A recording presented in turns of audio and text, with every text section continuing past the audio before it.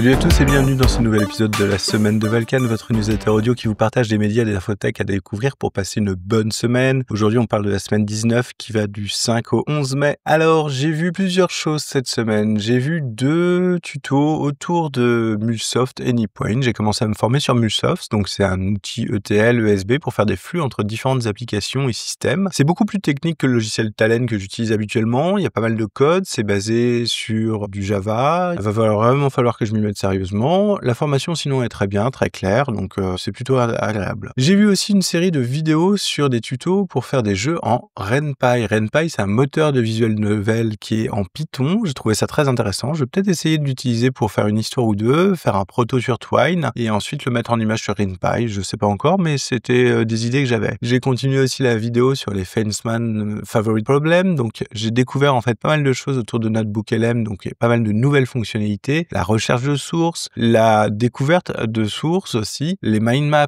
le fait de pouvoir le podcaster maintenant en français, c'est plutôt intéressant. Il y a pas mal de choses qui évoluent et ça évolue assez vite. Moi, ce que j'aime, c'est quand même que ça donne un petit outil pour faire de la RAG sur quelques sources. Après, bon, voilà, c'est comme tout outil IA, il faut savoir quand est-ce qu'il faut l'utiliser et aussi aller vérifier les sources. Ce qui est bien, c'est que là, au moins, dans ce genre d'outils comme Perplexity, les sources sur lesquelles il prend les informations sont notées. On peut aller vérifier assez rapidement si le site nous paraît être un site de confiance et si l'information a bien été comprise dans le bon sens. J'ai vu du coup d'autres animés aussi. J'ai vu To Be Hero X et j'étais plutôt séduit par cet animé qui pourtant utilise des images en 3D, ce qui d'habitude n'est pas trop ma cam. Mais franchement, l'univers présenté, les personnages, l'histoire sont vraiment captivants. On est dans un univers où en fait la foi va procurer de la puissance aux personnes. En fait, la foi va réaliser des choses. Et donc si les gens croient que vous êtes un super-héros, vous êtes un super-héros. Il y a toute une agence qui justement crée des super-héros via l'ultra-médiatisation, etc. Donc c'est plutôt pas mal fait et j'ai bien aimé. J'ai aussi commencé à regarder Trinity to Blood, un vieil animé que je ne connaissais pas et qui est plutôt intéressant aussi, qui se situe un petit peu comme du Castlevania, Trigun, Vampire Hunter D. Pour l'instant, c'est assez fun, j'attends de voir la suite. Il y a l'air d'avoir un espèce, sous couvert d'avoir des histoires de vampires dans un univers un peu renaissance victorien. Il y a l'air d'avoir des trucs qui partent dans l'espace et qui proviennent d'ailleurs, donc c'est assez drôle. Sinon, j'ai vu la vidéo Best of Line Notion Alternative with Obsidian.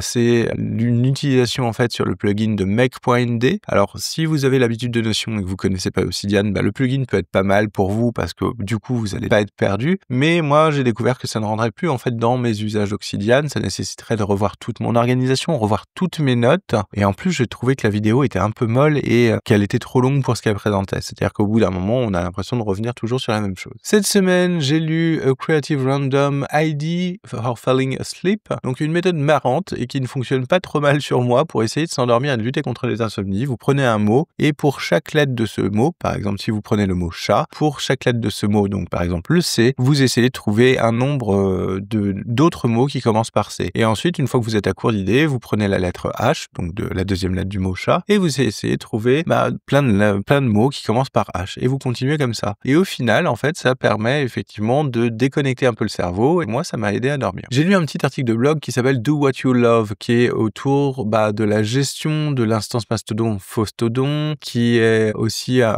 peu au cœur de drama avec des modérateurs et ce genre de choses. Bon, c'est un peu compliqué, mais en tout cas, le témoignage est plutôt touchant. C'est un message qui témoigne en fait qu'une activité qui était un hobby a fini par devenir un travail et vraiment, moi, ça m'a touché. J'ai trouvé qu'il fallait garder en tête que les loisirs doivent le rester, car c'est une porte de sortie, en fait, un exutoire nécessaire pour se vider la tête des problèmes du quotidien, et qu'effectivement, à partir du moment où on commence à transformer son loisir en métier, on va perdre cet effet, on va dire, libérateur que peut avoir le loisir. Donc là, il met en perspective la phrase qu'on entend souvent, voilà, do what you love and you'll never work a day in your life. Faites ce que vous aimez et vous ne travaillerez jamais un jour dans votre vie. Sous-entendu, si vous aimez vraiment ce que vous faites, vous n'allez pas le considérer comme du travail. Sauf qu'en vrai, les responsabilités et autres finissent toujours quand même par tomber. Donc, il y a plein de choses autour du travail qui vont venir, on va dire, empoisonner un petit peu l'aspect loisir et l'aspect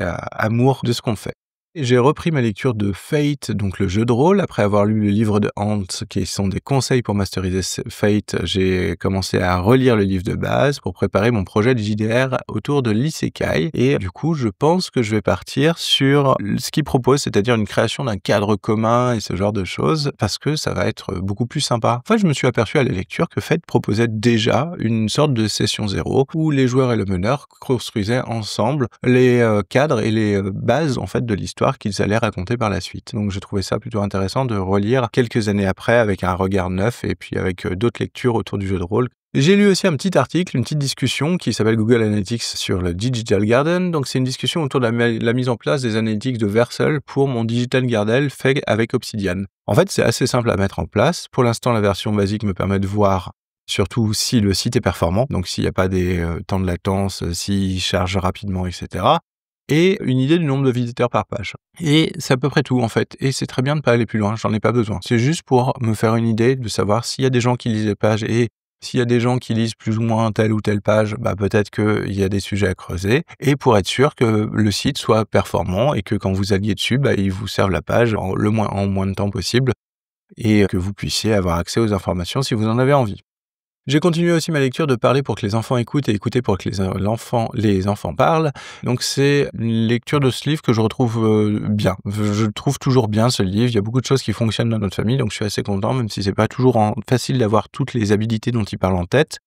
Il y a quand même pas mal de choses qui fonctionnent, même si j'avoue qu'avec la fatigue et autres, de temps en temps, on se laisse aller à retomber dans des vieux travers.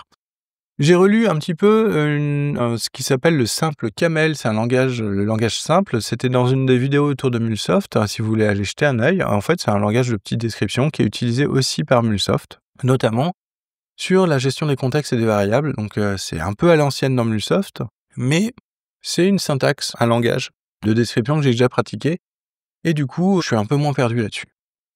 J'ai aussi lu la newsletter PKM Weekly, donc pas de grosses nouveautés sur Obsidian. Des liens qui m'ont pas vraiment convaincu, justement la présentation de Make.nd. Et il y a un article en fait sur le second cerveau pour ingénieur que je n'ai pas encore eu le temps de lire, mais qu'il va falloir que j'aille voir si je peux aller creuser. Sinon, cette semaine, j'ai écouté l'épisode Frontier Scum sur la JDR Academy. C'est un très bon épisode. On suit des raclures prêtes à tout pour une poignée de silver dans un Far West fantastique. L'ambiance et le rythme sont top, on sent que c'est vraiment le sujet de prédilection de Riley, donc n'hésitez pas parce que c'est vraiment sympa. Par contre, méfiez-vous, Peggy 18, parce que c'est quand même assez violent. J'ai écouté Mystère et légende en 1876, une étrange pluie de viande s'est abattue sur le Kentucky, une légende super bizarre dont au final on ne connaît pas du tout la résolution. Je vois pas trop comment l'utiliser comme inspiration ou comme une partie de jeu de rôle, mais pourquoi pas. J'ai écouté Solopreneur durable. Ça faisait longtemps que j'avais pas écouté un épisode de podcast de Bertrand Soulier, notre coach web, etc. Mais pour le coup, je suis agréablement surpris. J'avoue que j'ai bien aimé cet épisode. Il donne 3 conseils pour se concentrer sur le positif.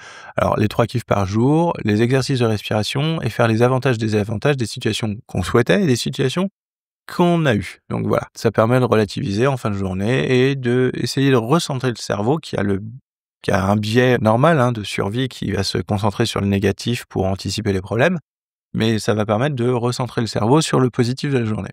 J'ai écouté l'épisode de Tech Café 4chan a failli disparaître, alors au programme pas de censure sur Blue Sky, donc on est d'accord que c'est moche pour un réseau qui se veut décentralisé, des profs IA dans des régions du monde en manque de profs, alors une bonne idée, avoir la mise en application et le problème du scam qui se répand dans le monde tel un cancer. Donc il y a pas mal de choses et c'est très très intéressant. Et j'ai aussi écouté l'épisode de Tech Café, Apple perd la commission royale. C'est tombé, aux US, Apple doit arrêter les blocages sur les paiements tiers dans les magasins et aussi aux US. Les juges ne sont pas dupes sur le fair use pour l'entraînement des IA, même si au final le mal est déjà fait. On apprend donc que les géants de la tech auraient des pieds d'argile. En tout cas, ça commence à vaciller et sans doute un peu plus que les autres chez Google et Alphabet avec les différentes reventes et les différents procès en position dominante. Donc cette semaine, j'ai travaillé essentiellement sur des questions pour la création et l'orientation du cadre de mon jeu Isekai. Et sinon, j'ai joué à un petit jeu qui s'appelle Isleworld, qui est un petit RPG dans le navigateur.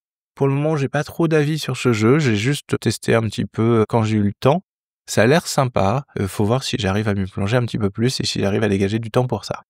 Voilà, c'était tout pour cette semaine. J'espère que ça vous a plu et que vous allez trouver des liens qui vont vous intéresser. En tout cas, je vous souhaite une excellente semaine et je vous dis à la semaine prochaine. Salut!